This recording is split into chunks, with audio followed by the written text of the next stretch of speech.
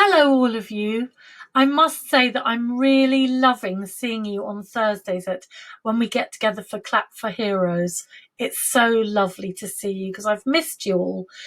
But today I'm going to do, in our theory and our recorder today, we're going to have another look at legatos and ties. And also I'm going to introduce you to a new note on the recorder. So all sorts of exciting things today. Now, I've just done a little bit of drawing on my board, so I'm going to move away so you can see it.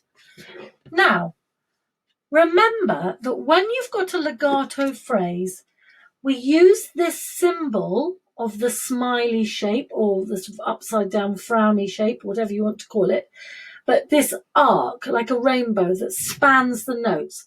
If the notes are moving like they are there, then we have to make the sound go through all the notes. We don't separate them out. So, for instance, I've done a little pattern here and it goes like this. I'm going to play it first.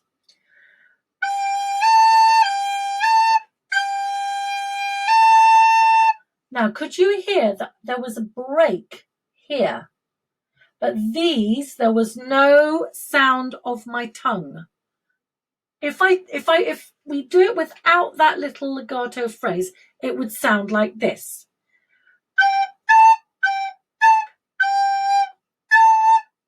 Could you hear how it was slightly broken up? Well, with the legato phrase makes it very smooth. La la. What I've done is I've written choo choo here as if it was a train sound. So it would go choo choo. So we wouldn't go choo choo choo choo choo choo. If we didn't have those legato signs on it, we'd have to do it like that, like I just did it. But having the legato sign makes it smooth. Now, but we can also use that same symbol of that sign if the notes do not move. And remember, that's a tie. And in music, when you have a tie, it's like a plus sign in numeracy. In other words, you just add the two numbers together and they become a greater number.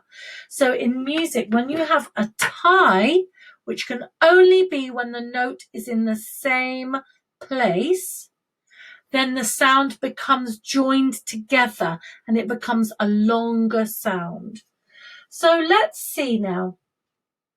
Supposing this train was coming down the track and it was going to put the brakes on. See, it's getting slower because those are da, da, da, da, da, da. And now it's slowing really down. So we're going to put the brake on and it's got to last for 8 beats. Ooh, goodness. Actually, no, I tell you what, let's make it a bit more fun. Let's start with having a G for 4 beats so it gets slower. So that would be a semi-breve. And then that's a full bar. And then let's have an A for 8 beats.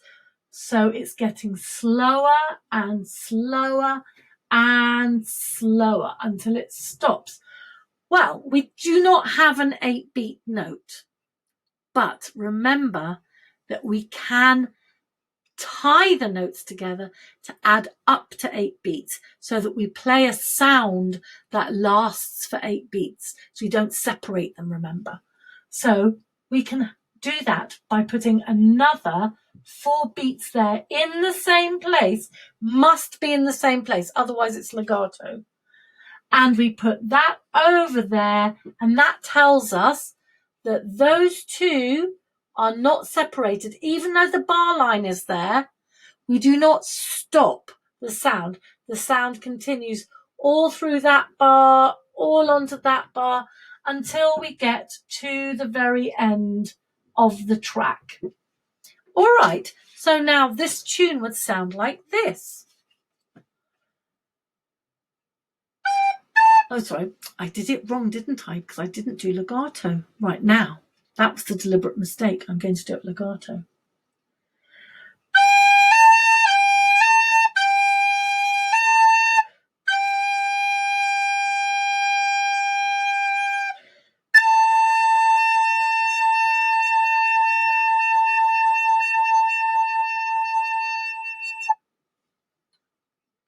Did you hear I had to take a big breath there?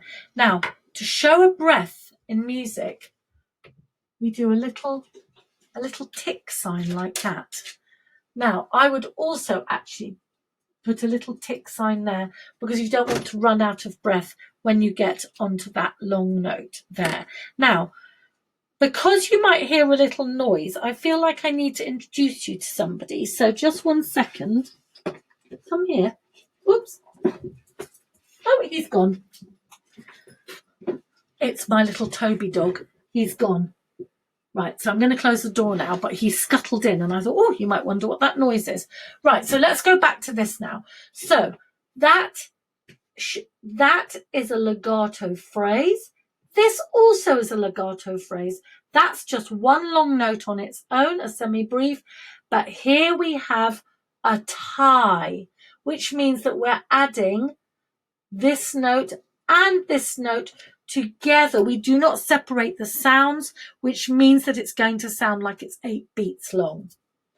Okay, so we've got choo, choo, choo, choo.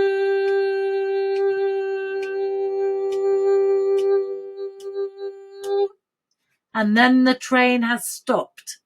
Okay. Very good. Now, I hope you have good fun trying that. You can either sing along to it or you can play it, because I've deliberately done notes you're very, very good at. So we've got G and A only there.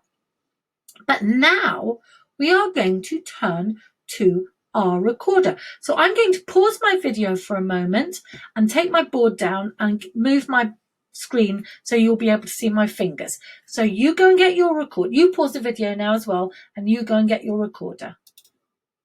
Okay, so I'm back again and I've got my recorder, and we're going to turn to page 16.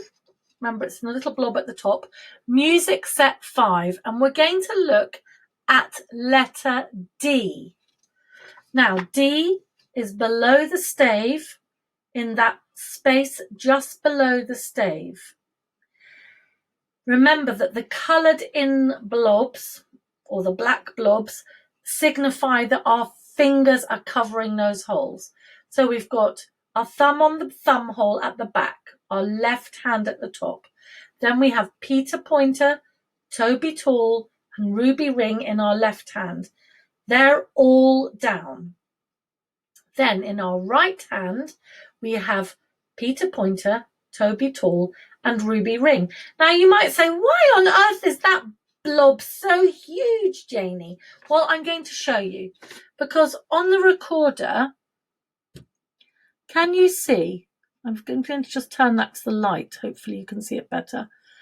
This one has got quite a big scoop. If I turn it sideways on, can you see it's got quite a big scoop there? And if you look at it, it's got 2 little holes in it, not one. In fact, if you look at the recorder, the holes are not all the same size going up and down. But these 2, one is a little bit lower down, one is a little bit higher up, and this one is a little bit smaller than this one. And the reason that there's 2 holes there, and also if you look at the very bottom of your recorder, we haven't done this note yet. It's really difficult to play, and because your hands are quite little, I've avoided it. But there's 2 exactly the same thing. We've got this little scoop, and we've got the 2 little holes. Now, if we cover that one up, that's for playing a middle C. If we cover up both of those little ones there, that is for a D. But if you only cover one of them, you will not get a D. So listen. Oh, I'm hoping that you can see all my fingers.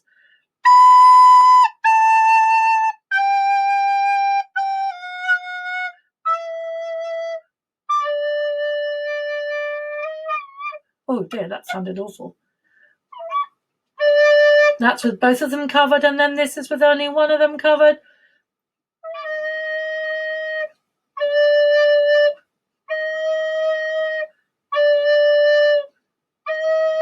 So when only one of them is covered, it's a D sharp.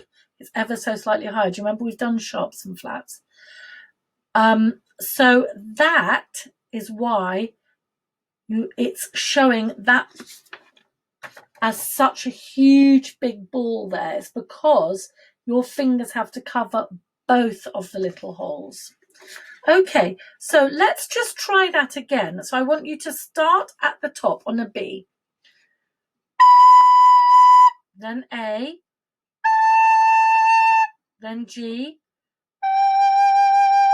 then F, then E, and then D.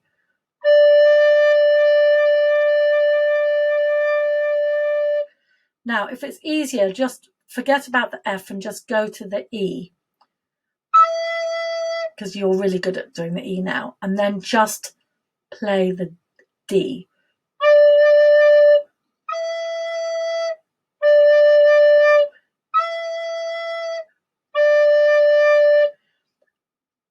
But please make sure you've covered all the holes properly, because if you haven't, you will not make the right noise. So you have to make sure, if you don't play the right sound, don't be worried about it and don't get cross with yourself. You know, this is really, it's very difficult to play a recorder properly.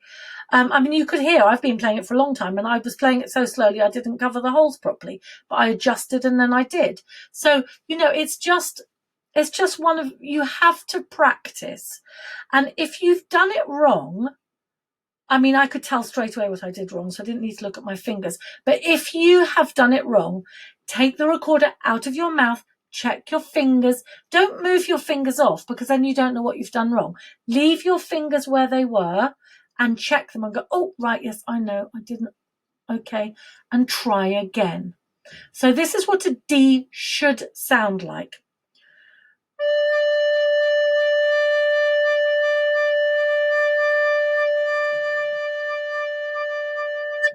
If it doesn't sound like that, it's because something's not covered properly. Now, I'm now going to move this finger ever so slightly off the hole.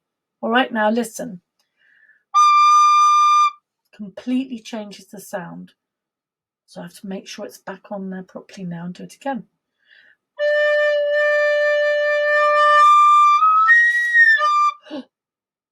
Well, I hope you could see that I was wiggling my fingers around, so you could see that you have to have them on properly. And if you're playing the recorder properly, you will get shapes on your fingers like that from them pressing into the little holes. Okay? That's normal. And if you haven't got those, if your finger hasn't completely covered the hole, then obviously you won't have a proper circle on your finger. So I can't get it into the camera.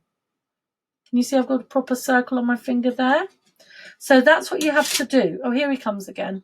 Now, so he says, I've been down here too long and he's brought the ball. He wants me to play with him.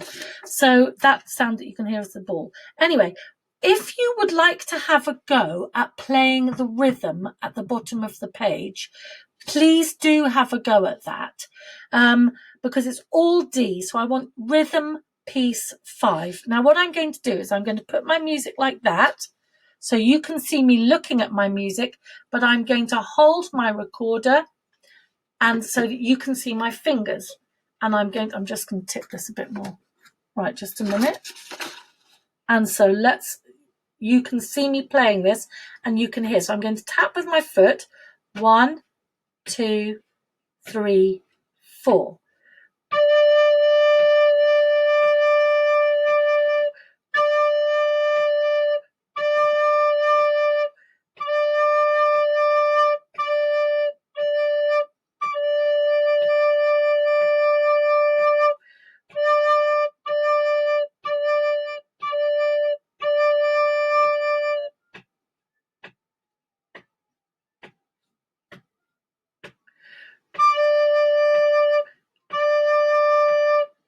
So that was all of the patterns I just went through. 1, 2, 3, and 4, one after the other. So you have a go at that. and I'll see you next time. Bye, guys. Loads of love, and I hope to see you on Thursday. Bye.